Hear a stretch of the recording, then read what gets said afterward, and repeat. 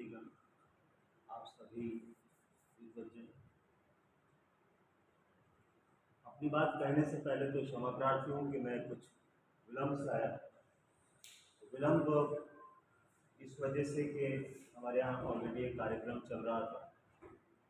मुझे लगा था कि वो शायद 3 बजे तक ख़त्म हो जाएगा, लेकिन जब 4 बजे फ़ोन आया इकबाल साहब का, तब तक वो ख़त्म हुआ। तो चल ही रहा था कि मैं उनसे आज्ञा लेकर के यहाँ के लिए रवाना हुआ। इसलिए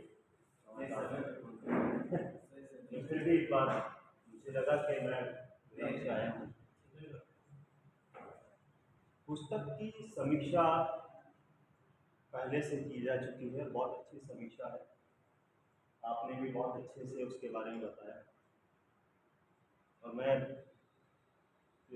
साहित्य का आदमी नहीं हूँ, परफॉर्मिंग आर्ट का आदमी हूँ, लेकिन क्योंकि परफॉर्मिंग आर्ट का आदमी और नाट्य क्षेत्र का एक छोटा सा विद्यार्थी, इसलिए साहित्य में भी थोड़ी बहुत रुचि रखता है।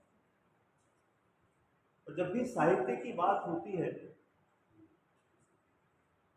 तो हर साहित्यकार का अपना एक नजरिया होता है, अपना एक इंटरप्रिटेशन होता है, या अपनी बात कहने का अपना एक तरीका होता है। और उस तरीके में वो अपने दर्शन को बताता है। यहाँ सबसे अच्छी बात इस समीक्षा में मुझे ये लगी कि जो भारतीय साहित्यकार हैं या जो भारतीय कलाकार हैं, मैं बहुत स्पष्टवादी हूँ कि एक दूसरे की रेखा छोटी करने पर लगे रहते।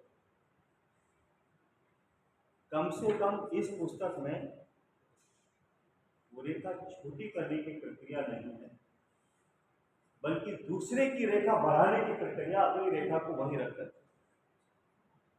ये मुझे बहुत अच्छा लगा। ये बहुत कम लोगों में होता है। और इस प्रकार की गोष्ठी, खासकर दुलाराम जी के आने के बाद में जो साहित्य अकेडमी की गतिविधियां बढ़ी है और साहित्य को लेकर के जो चिंतन, जो मनन, जो विचार लोगों में आने लगे हैं, या इस प्रकार लोग उद्वेलित होने लगे हैं, ये एक बहुत बड़ी बात है। तो मैं इसके लिए राजस्थान साहित्य अकादमी, खासकर दुलाराम जी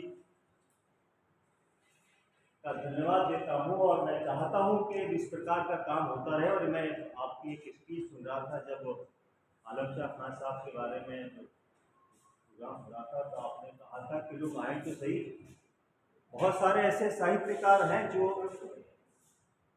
बहुत अच्छा काम कर रहे हैं, लेकिन उनके बारे में आप कोई सोचता नहीं,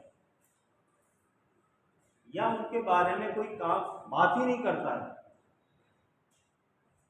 तो कम से कम उनके साहित्य को आगे पहुंचाने का काम तो किया जाए, या लोगों को याद तो दिलाया जाए कि भाई वो भी साहित्यकार है। आज बात हो रही थी तो नंद किशोर जी आचार्य ने कहा कि वेस्ट के एक बहुत बड़े कवि हुए, 17वीं शताब्दी में उन्होंने अपना काम किया, उनको नकार दिया। और 20वीं शताब्दी में जब लोगों ने बात करना शुरू किया तो उन्हीं को महान साहित्यकार बताया।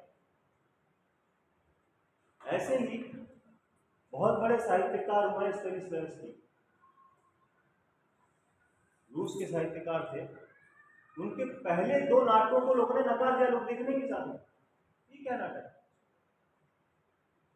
और आज उन्हीं की थ्योरीज को लेकर के, उन्हीं को नाटकों को लेकर पूरे विश्व में हलचल है।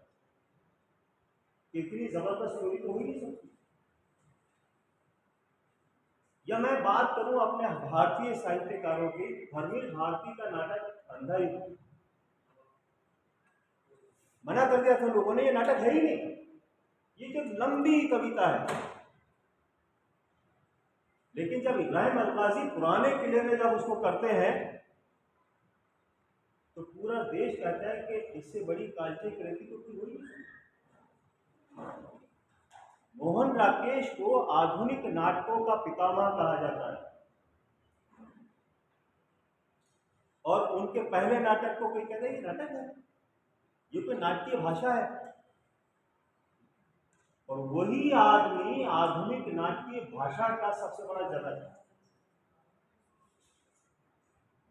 तो मेरा यहां यही कहना है कि कैसा भी साहित्य है, वो साहित्य उस साहित्यकार का चिंतन है, उस पर विचार होना जरूरी है, आवश्यक है। और जब विचार होगा तो ही तो हमें पता पड़ेगा कि क्या है, लोगों तक पहुंचेगा तभी तो हमें पता पड़ेगा क्या है। तो आज इस संगोष्ठी में, इस पाठक मंच में ममता कालिया जी की किताब पर बात हुई है, कल दूसरी किताबों पर बात होगी, परसों तीसरी किताबों पर बात होगी। और जो लोग उन चीज़ों से अनजान हैं, अनभिज्ञ हैं, कम से कम उनको पता पड़ेगा कि क्या है। तो आप सभी को साधुवाद, मुझे आमंत्रित करने के लिए बहुत बहुत धन्यवाद। बहुत बहुत धन्यवाद सर। और जैसा कि आपने कहा कि हर साहित्यकार का अपना एक अलग दृष्टिकोण होता है, और उसको साहित्य की एक खास बात है कि सबको अपना दृष्टिकोण सामने रखने का मौका मिलता है। जैसा कि दिनकर साहब ने भी कहा है कि रचनाकार जो है, जब वो रचना करता है तब वो अलौकिक मानव बन जाता है, और हर मानव में एक अलौकिक शक्ति होती है, वो उसी शक्ति के स्वरूप सोचता है और उसी के स्वरूप लिखता है। तो सबका अपना एक अलग दृष्टिकोण होता है। आपके विचार के लिए बहुत बहुत धन्यवाद। और अब